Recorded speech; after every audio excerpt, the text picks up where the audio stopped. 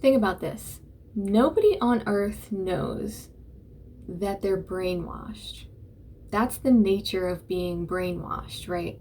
And most people, the vast majority, will take every possible twist and turn to desperately avoid, surrendering to that reality, that acknowledgement that they have been duped. And in a culture that prides itself on its intellect, being brainwashed is like the ultimate dunce cap that we avoid putting on at all costs. Not only to preserve our reputation among other people, but more so to preserve our positive sense of self.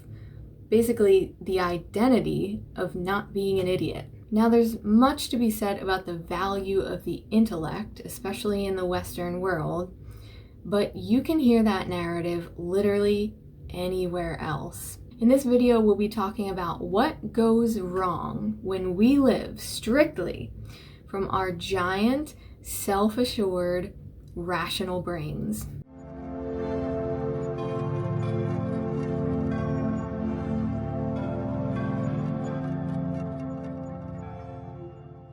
So if we want to understand brainwashing, well, what better place to look than cults? Research shows that cults interrupt the brain's natural left-right integration, preventing vital communication between the two hemispheres. It's even been proven that ex-cult members can have a smaller hippocampus than normal.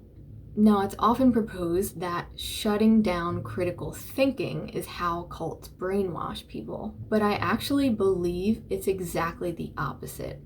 We use our critical thinking skills to brainwash ourselves and brainwash other people.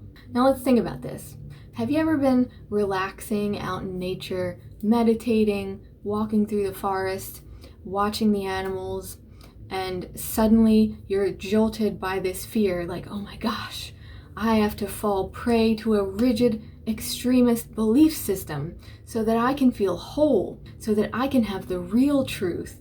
No, nobody ever does that. But yet, when you are doing those things and you're in that meditative space, your intellect and your critical thinking skills are completely shut off.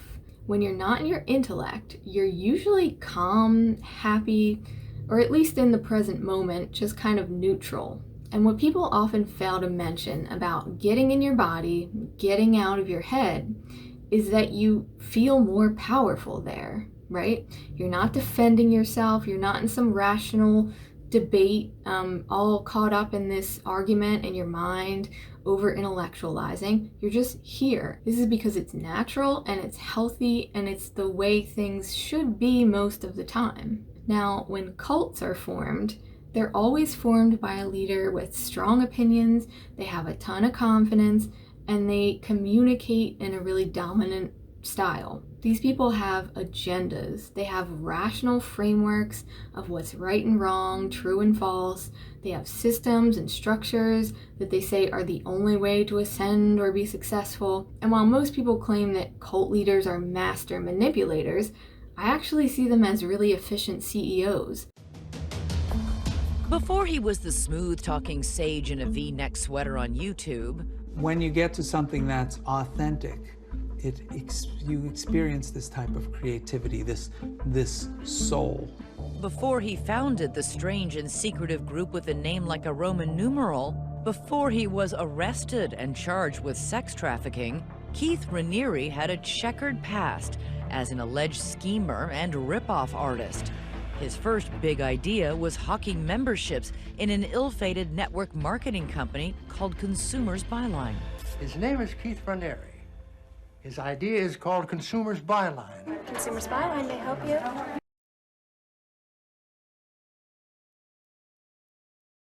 They drink their own Kool-Aid and they're just as immersed in their teachings as any other members are. Sure, critical thinking might help you avoid brainwashing sometimes, but then why are most cult members highly educated, wealthier than most, and with a weak spiritual background, according to one study? I mean, we're basically saying that Hillary Clinton and her podiatrist are the standard cult members. It seems to me that critical thinking isn't the hero we've deemed it to be in the Western world. In fact, it's more like a toddler who's confidently crawling off of a cliff. Now, I know mentioning Ian McGilchrist is my new favorite pastime, but it really applies to everything. Is arrogance and sort of hubris an element or a characteristic of the left hemisphere? Well, it is, in the sense that high self-esteem, feeling that everything is fine when it isn't, tends to be a left hemisphere tendency. I have a system which is always right, and this is the way to do it. So a kind of too great degree of belief is always a bad thing. Some degree of hesitancy is rational, because most things we deal with are not simple mechanisms. In The Master and His Emissary, Ian talks about this old story, right? It's the whole basis of the book. And it's the story of the wise and peaceful king who was overthrown by one of his trusted assistants who thought that he knew better. The once prosperous kingdom eventually collapsed into ruins. The story is used as a metaphor. The wise and peaceful king is your right brain, aka the one you are peacefully walking through the forest with. And the assistant, who was convinced that he knew better and ruined everything, is your left brain, aka your critical thinking skills. Basically, McGilchrist's research shows that we've got it completely backwards. The part of the brain that we think is fit to be king is not at all that.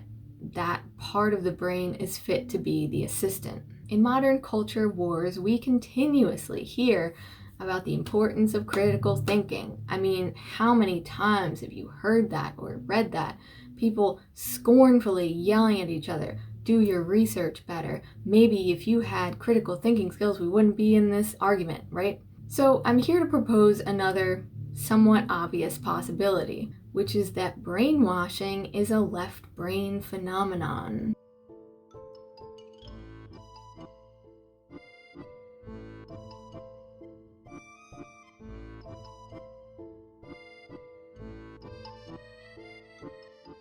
You want to be immune to brainwashing? Well, get in touch with your emotions, your gut instinct, your creativity, and just about everything that's been deemed as the servant or the side note or the extracurricular activity, while the intellect is God. Because we're living in that kingdom that eventually collapses when we believe and trust and side with that naive assistant over the true leader, the king, right? And every day we can take little steps toward reinstating a balance, putting the intellect back in its rightful place as the assistant, not the king.